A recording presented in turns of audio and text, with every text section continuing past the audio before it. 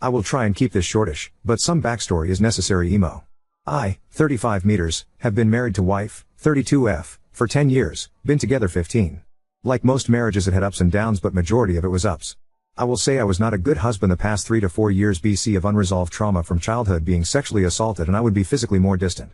Things kinda became stagnant for a while, but we talked about 8 months ago and everything started getting better and I began working on myself to do better. I still wasn't perfect and wasn't reading signs she was giving, but she was not being upfront with her feelings and would just say small hints.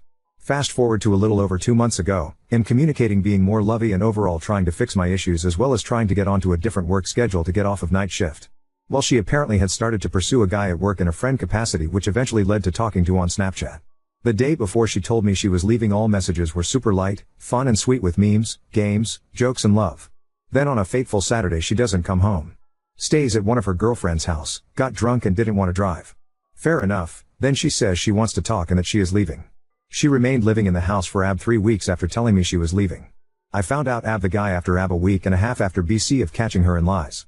I asked that she not talk to him while still being in this house, as that was extremely disrespectful, to which she agreed, so she wouldn't come home, and when I found out she was still talking to him said, "Oh, I thought you meant not to talk to him while here." Led to a fight and she moved out into an apartment less than a week later. She has said she does not want a divorce BC, it feels so final, but does not want to work on things with me and wants to continue to pursue the new relationship. She has sworn up and down it is not a physical relationship, and that she sleeps on his couch at his place and it's just a companionship right now. Now to what the title is actually about.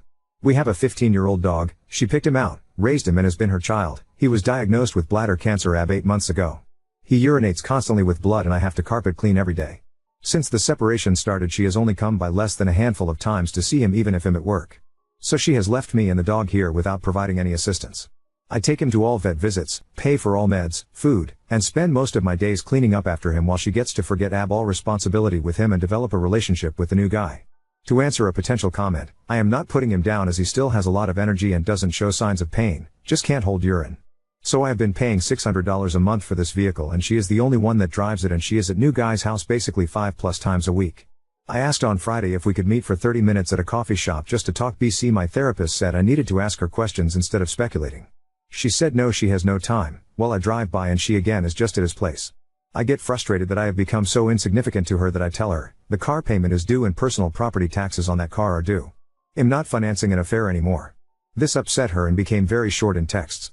The thing is, I know financially she is not in the best of spots BC. I still have access to her bank info. She will not be able to afford everything with her having to still pay rent, groceries, gas, power etc. Update 1. So that answers that. Don't know how long it's been going on, but it's irrelevant.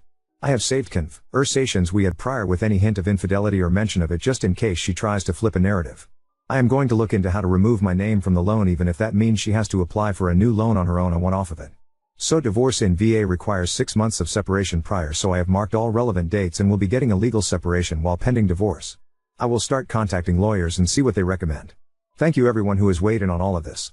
I hate when Redditors are right, but seems like I was just too blind/ignorant to even notice.